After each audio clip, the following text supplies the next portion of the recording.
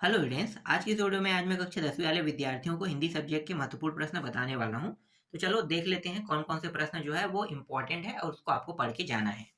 तो सबसे पहले मैं आपको इस परीक्षा बोर्ड में देखो, मेरे पास जो है ये प्रबोध का परीक्षा बोर्ड है ना। तो जो इकाई रहेगा उसके हिसाब से मैं आपको बताऊंगा। आप लोगों के पास भी परीक्षा बोर्ड ही होगा, परीक्षा सार भी होगा, तो कोई बड़ी बात नहीं है। मैं जो टॉपिक बताऊंगा आपको उन्हीं को ही पढ़ना है ज्यादातर। देखो, ये इकाई है महत्वपूर्ण गद्यांशों की व्याख्या।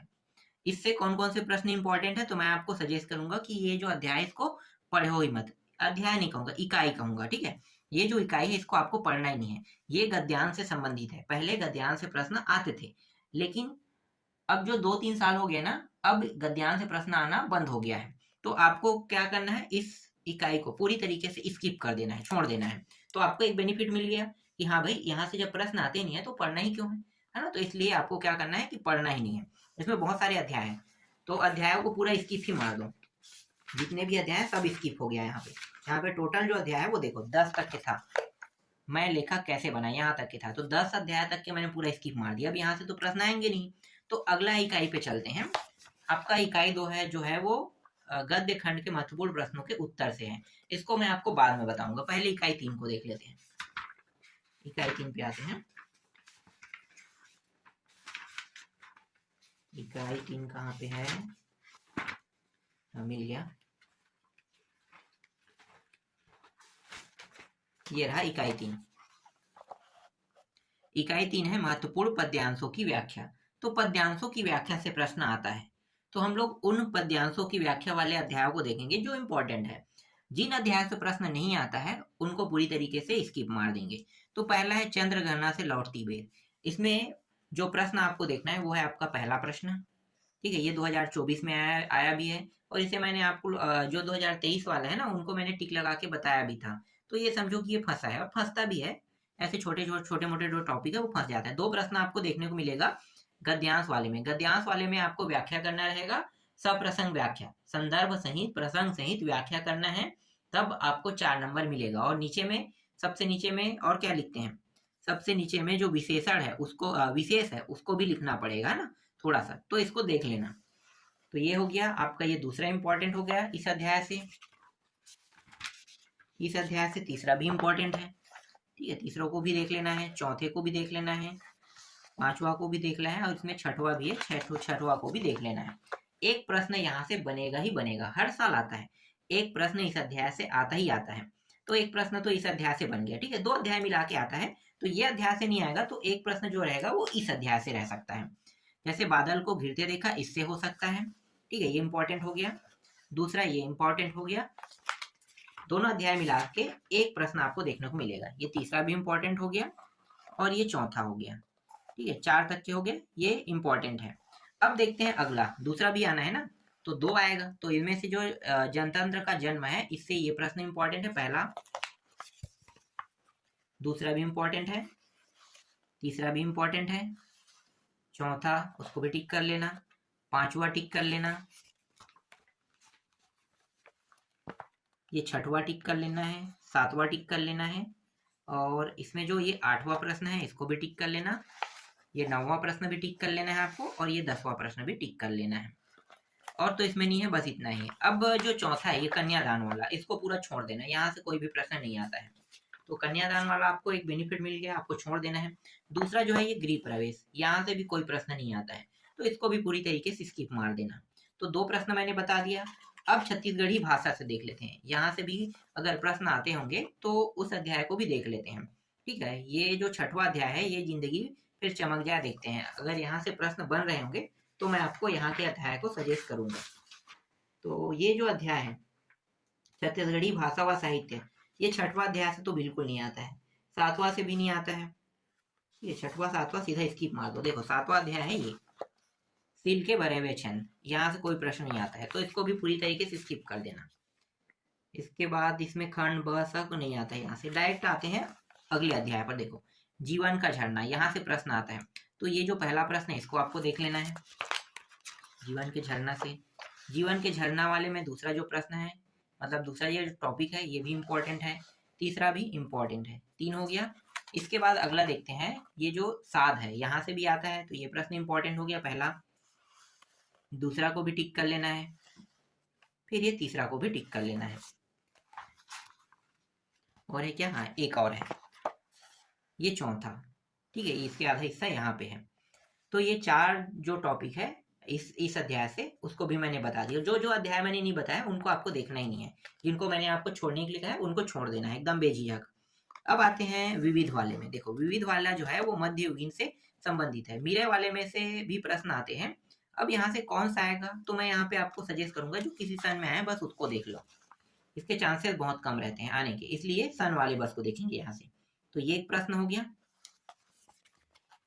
एक प्रश्न ये आपके लिए हो गया, और हो गया एक हो गया। इसके बाद है दादू दयाल वाले में देखना है, तो ये वाला इंपॉर्टेंट हो रहा है। और तो मुझे नहीं लग रहा है यहाँ पे कोई इंपॉर्टेंट है। 2019 के बाद इस यहाँ से एक भी प्रश्न नहीं आया है, तो उसको देखने की जरूरत नहीं है। ठीक है, अब ये इकाई 4 है, अभी इसके प्रश्न जो है मैंने अभी ढूंढा नहीं है, तो इसको अभी छोड़ देते हैं। इसमें से कौन कौन सा पढ़ना है बाद में मैं आपको बता दूंगा।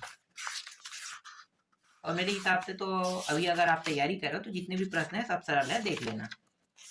हालांकि मैं ढूंढ के बता दूंगा कि कौन सा इंपॉर्टेंट रहेगा, कौन सा छोड़ना है, कौन सा नहीं पढ़ना है, ये भी। इसके बाद इकाई 5 में आते हैं, ये भी प्रश्नों के उत्तर वाला है, तो अब इससे भी मैं टॉपिक आप लोगों को अभी नहीं बताने वाला हूँ।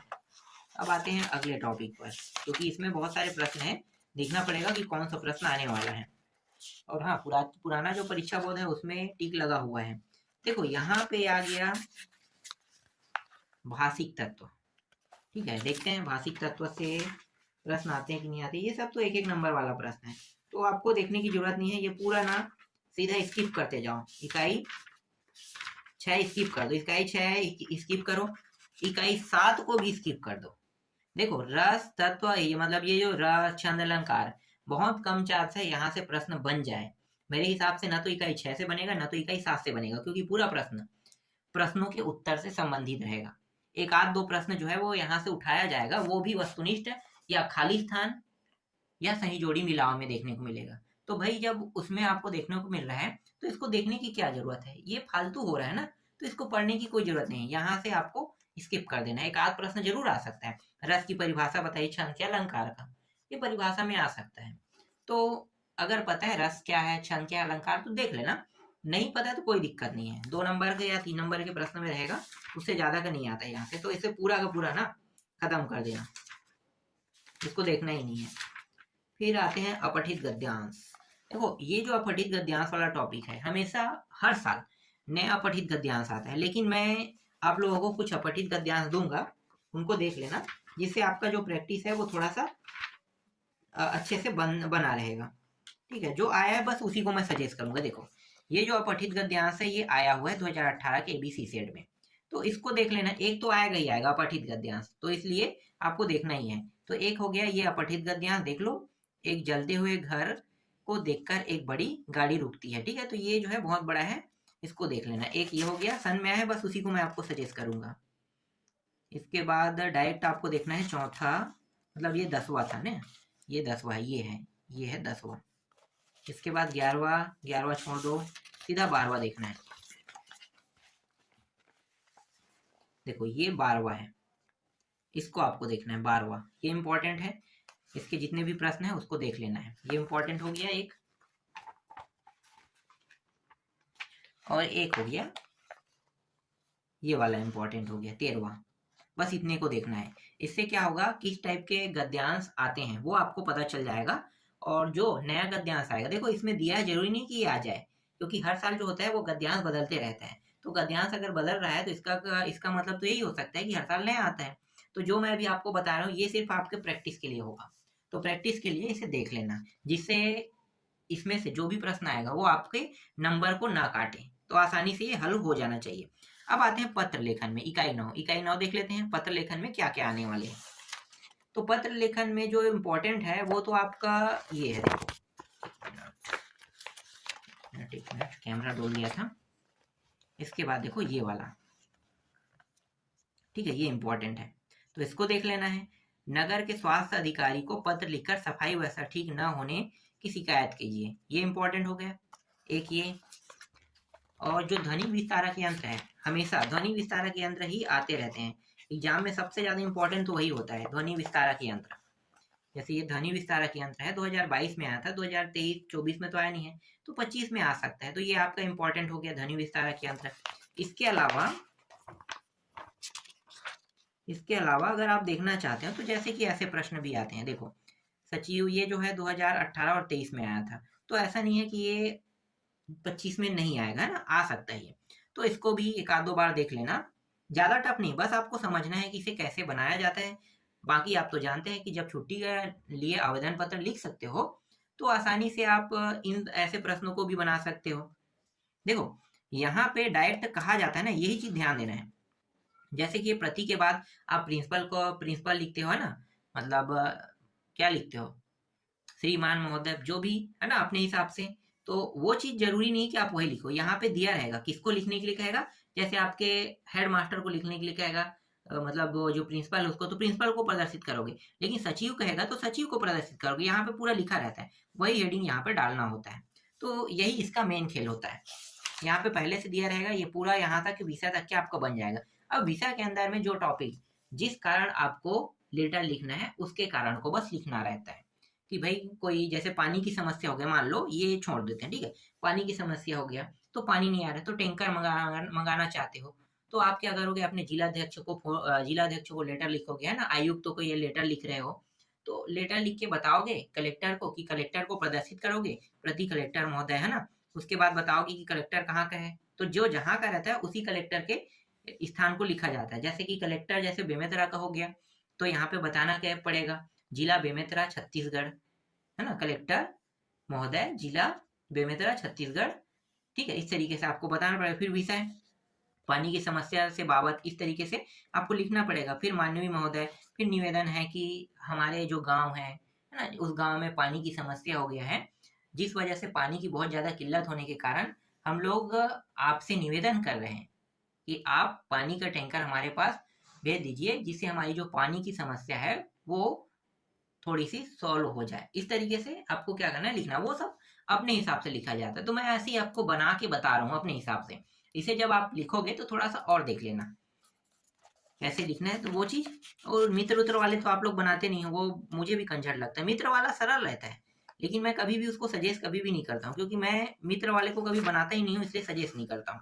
देखो जैसे कि मुख्यमंत्री कन्यादान योजना वाला आया था, तो इसको भी देख लो। मुख्यमंत्री कन्यादान योजना जो है मुख्यमंत्री को प्रदर्शित कर रहे हैं, मुख्यमंत्री कार्यालय को, और कार्यालय कहाँ है, रायपुर में है। तो ये सब चीज ना, ये आपको पता होना चाहिए ना, हर चीज यहाँ पे दिया रहता है, तो उसके हिसाब से बनाया जाता है। तो ये हो गया। इसके बाद और तो नहीं है मेरे हिसाब से, 4 ही था। इन चारों में से ज्यादा जो फोकस है आप लोग ध्वनि विस्तारक यंत्र पर ही करना, और दूसरे पे मत करना। बाकी को पढ़ बस लेना, और ध्वनि विस्तारक यंत्र जो होगा वो आपका सबसे इंपॉर्टेंट होगा। एक आया था, देखो यहाँ पे ये आम, देखो एक मजेदार प्रश्न है, मैं भूल गया था। देखो यहाँ पे दैनिक समाचार पत्र के संपादक, है ना, दैनिक समाचार पत्र के संपादक क्या है, हाँ, पत्र के संपादक को एक पत्र लिखिए जिसमें आप जनता को मतदान करने हेतु जागरूक करने के लिए प्रेरित किया गया हो, और अभी वर्तमान में चुनाव चल रहे हैं। तो भाई चुनाव के खेल से ये प्रश्न जो है वो पूछा जा सकता है वापस रिपीट, तो इसको देख लेना, ठीक है। ध्वनि विस्तारक यंत्र तो मुख्य रहेगा, लेकिन इसको भी देखना है क्योंकि ये चुनाव से संबंधित है, तो चुनाव का टॉपिक आपको छोड़ना नहीं है।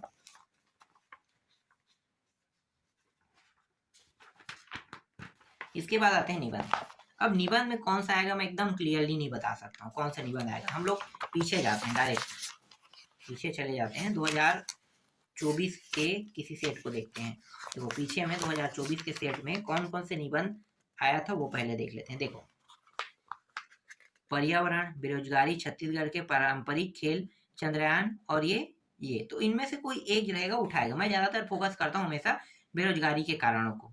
बेरोजगारी के कारण मेरे लिए बहुत मुख्य होता है, तो बेरोजगारी का कारण। और अभी राजिम में मेला हो रहा है, तो मेला महोत्सव के नाम से आ सकता है ना, तो महोत्सव वाला भी प्रश्न एग्जाम में पूछा जा सकता है। और जरूरी नहीं कि राजिम के नाम से दे, लेकिन मेला महोत्सव कह के कुछ महोत्सव करके दिया जा सकता है प्रश्नों को। तो ये जो आपका निबंध रहेगा वो हमेशा चेंज होते रहता है। इसमें हिंदी है इसलिए आप उसके बारे में कुछ ना कुछ तो लिख ही लोगे, लेकिन बाकी जो टॉपिक है उसमें आप लोग नहीं लिख सकते, इसलिए वो फिक्स रहता है कौन सा आएगा, लेकिन इसमें चेंज होते रहता है। तो ज्यादा फोकस आपको किस में करना है, बेरोजगारी में कर लेना। मेरे हिसाब से बेरोजगारी जो है वो ज्यादा इंपॉर्टेंट लग रहा है।